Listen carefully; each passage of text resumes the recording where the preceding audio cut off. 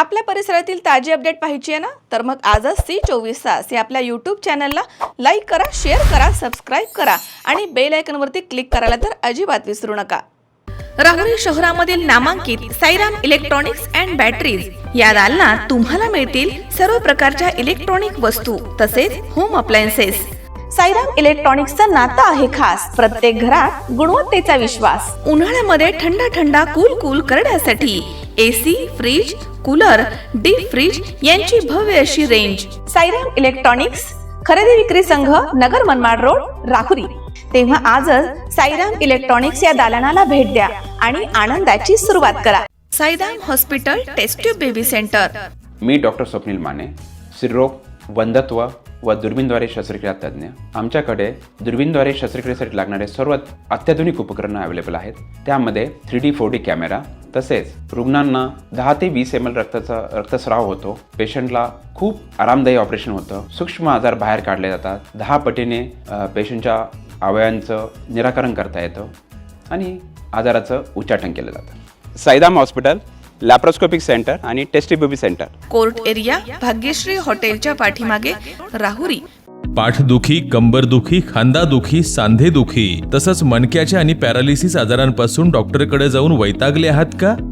तर आहे ना राहुरीमध्ये आयुर्वेदिक खात्रीशीर उपचार. Doctor Melavane hospital and spines care therapy centre, Rahuri bus stand समोर.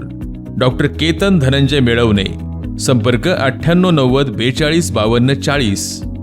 25 वर्षाची परंपरा. Doctor Melavane hospital. शिवनिर्धार यात्रेनिमित्तानं युवा नेते अक्षय कर्डिले यांच्या गावभेटींचा दौरा सध्या जोरात सुरू आहे. गणेगाव येथे त्यांच्या दौऱ्यादरम्यान अत्यंत भावनिक असं वातावरण पाहायला मिळाले. यावेळी ग्रामस्थांनी दिवंगत आमदार शिवाजीराव कर्डिले यांच्या आठवणींना उजाळा देत त्यांना अश्रू अनावर झाले. त्यांच्या कार्याची, गावाशी असलेल्या नात्यांची आठवण काढत अनेकांनी भावना व्यक्त केल्या. गावकऱ्यांनी एकमुखानं म्हटलंय की शिवाजीराव कर्डिले यांची उणीव कोणीही भरून काढू शकत नाही. मात्र त्यांच्या कार्याचा वारसा पुढे नेण्यासाठी अक्षयदादा कर्डिले हेच सक्षम नेतृत्व आहेत. यावेळी उपस्थित नागरिकांनी पुढील आमदार अक्षय कर्डिलेच आहेत अशी ग्वाही देत ठाम समर्थन दर्शवलंय. या दौऱ्यामध्ये अक्षय कर्डिले यांनी देखील ग्रामस्थांशी संवाद साधत विकास कामांना गती देण्याचा निर्धार व्यक्त केला आणि शिवाजीराव कर्डिले यांच्या अपूर्ण स्वप्नांची पूर्तता करण्याचं आश्वासन दिलंय. आता गणेगाव म्हणजे आदरणीय आमदार शिवाजीराव कर्डिले साहेब यांच्या अतिशय जवळचं आणि घरातलं गाव. साहेबांचं या गावावरती भरपूर प्रेम होतं, आजही आहे. इथं असणारा प्रत्येक व्यक्ती हा साहेबांशी संबंधित आहे. एक नाव साहेबांची आणि प्रत्येकाची जोडल्या गेलेली आहे. इथं जेव्हा गावामध्ये मी आलो, प्रत्येकाला मी आल्याच्यानंतर साहेबांची आठवण झाली, साहेबांची उणीव जाणवली. आज ज्या पद्धतीने मी आलो, स्वागत केलं, सर्व मला भेटतायत. भावना आता व्यक्त करत असताना प्रत्येक व्यक्ती हाच बोलला की असं आम्ही साहेबांसोबत बोलायचो, असं साहेबांना भेटायचो. म्हणजे प्रत्येकाला आज साहेबांची आठवण येते. शब्दातही सांगू शकत नाही प्रत्येकाच्या भावना कशा आहेत. आज खरं म्हणजे मलाही कळत नाही की काय बोलावं, कारण की अशी परिस्थिती आज सगळ्यांची झाली की साहेबांशिवाय कधीच काही करायची सवय नव्हती, पण आज या सगळ्या गोष्टी एक जबाबदारी म्हणून करावं लागतात. गणेगाव आदर्श गाव आहे. चांगल्या पद्धतीने सरपंचताई, सर्व गावकरी मिळून चांगलं चालवत आहेत. साहेबांचा मोठा सिंहाचा वाटा या गावामध्ये विकास कामाबाबत राहिला आहे. आज आपण सगळीकडं कुठंही जर नजर फिरून पाहिली तर साहेबांचे सगळे कामं दिसतात. कारण की हे गाव साहेबांनी 2009मध्ये निवडून आल्याच्या नंतर दत्तक घेतलं होतं. मोठा निधी या गावाला साहेबांनी शेवटपर्यंत आणून दिला. आज जरी साहेब आपल्यामध्ये नाहीत, पण त्यांनी जो निधी ह्या 7-8 महिन्याच्या काळामध्ये ह्या गावासाठी मंजूर करून दिला, तोही आज आपण पाहतोय. आणि कुठंही गेलं तर साहेबांच्या सगळ्या आठवणी आहेत. म्हणून सगळ्यांना आज साहेबांची या कार्यक्रमात कमी जाणवते. 5.5 महिन्यापासून सुख असन, दुःख असन, वैयक्तिक कार्यक्रम, सार्वजनिक लग्न समारंभ काही जरी असलं तर आता सगळ्यांना सवय होती की सगळ्यांना विसरत होते, मात्र साहेबांना बोलावल्याशिवाय राहत नव्हते.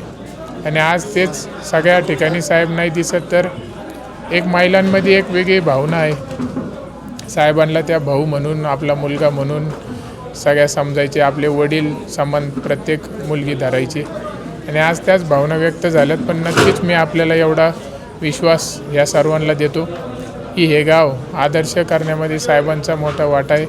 भविष्यात हे गाव आदर्शच राहील आणि याच्यापेक्षाही या गावाची जास्त प्रगती होईल यासाठी मी पूर्णपणे यांना ताकद आणि प्रयत्न करत राहणार आहे. आणि आमच्या माय माऊली इथं मोठ्या संख्येने आलेल्या आहेत. यांच्याकडून भरपूर यांची अपेक्षा माझ्याकडून आहे, तर मी नक्कीच त्यांच्या अपेक्षाला पात्र ठरेन आणि या गावाला भविष्यातही कुठल्या गोष्टीची कमी पडून देणार नाही. आणि महिला भगिनींना पूर्णपणे मी त्यांचा भाऊ म्हणून, मुलगा म्हणून चांगल्या पद्धतीने, स्वतःचा मुलगा जसा असतो त्याच पद्धतीने मी यांच्यासाठी काम करत राहील आणि वेळोवेळी यांना न्याय देत राहील, एवढंच या निमित्तानं सांगतो. आता त्यांची साहेब, खऱ्या अर्थाने आज नको ती गोष्ट आज आम्हाला बघायला त्या ठिकाणी मिळाली आणि स्वर्गीय आमदार शिवाजीराव कर्डिले साहेबांच्या विना आम्ही या गणेगाव, आदर्श गाव गणेगावमध्ये आम्ही आज कार्यक्रम करतो आहे. त्याच्यामुळं सर्वच आमचे गणेगाव ग्रामस्थ महिला भगिनी असतील, आज खऱ्या अर्थाने अक्षयदादांना या ठिकाणी बघितल्यानंतर भाऊक झालते. कारण की कर्डिले साहेबांच्या विना आम्ही पहिल्यांदा हा कार्यक्रम करतो आहे आणि आज ती निवडणूक दुर्दैवाने खऱ्या अर्थाने लागली आणि अक्षयदादा आज प्रथमतः गणेगावमध्ये आज आले. अक्षयदादा गणेगावमध्ये आल्यानंतर आम्ही अक्षयदादांना बघितल्यानंतर हुबेहूब प्रतिबिंब कर्डिले साहेबांचं, जसं कर्डिले साहेबाचं राहणं, बोलणं, वागणं सगळं जसंच्या तसं अक्षयदादामध्ये आम्हाला त्या ठिकाणी दिसलं आणि त्याच्यामुळे सगळे ग्रामस्थ आमचे त्या ठिकाणी आज भाऊक झाले.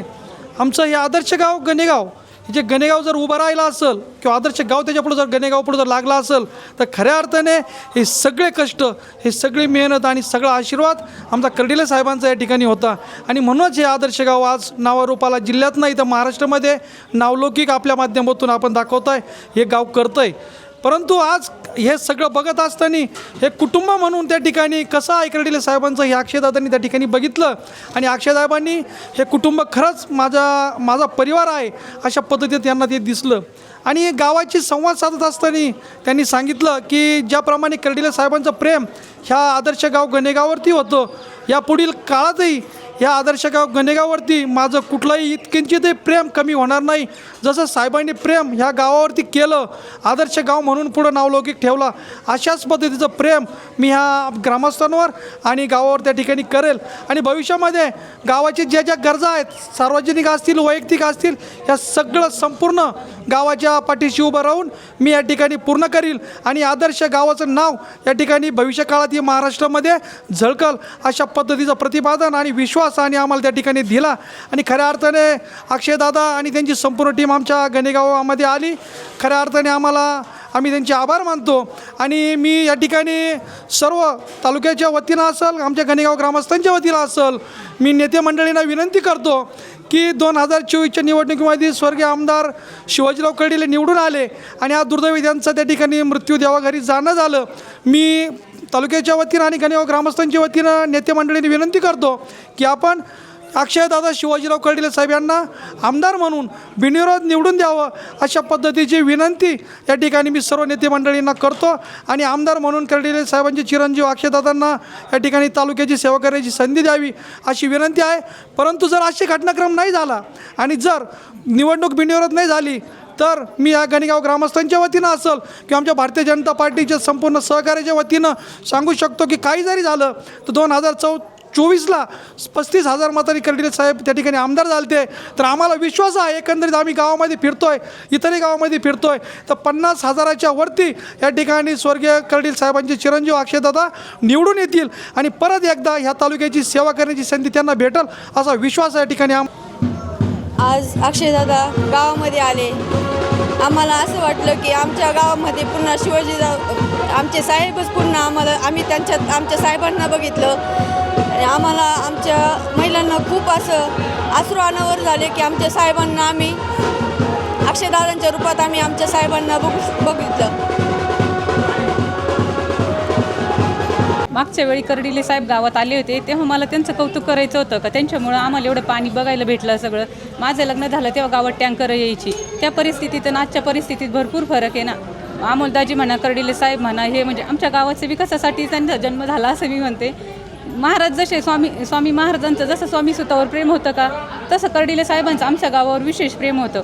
ते आजारी होते, पहिल्यांदा इथं आले आज बरे झाल्यानंतर. तसंच आम्ही अक्षयदादांनाही भरपूर साथ देऊ आणि अक्षयदादा निवडून आले हीच आमच्या कर्डिले साहेबांसाठी भावपूर्ण श्रद्धांजली असेल. महेश दाने, C24 तास, राहुरी.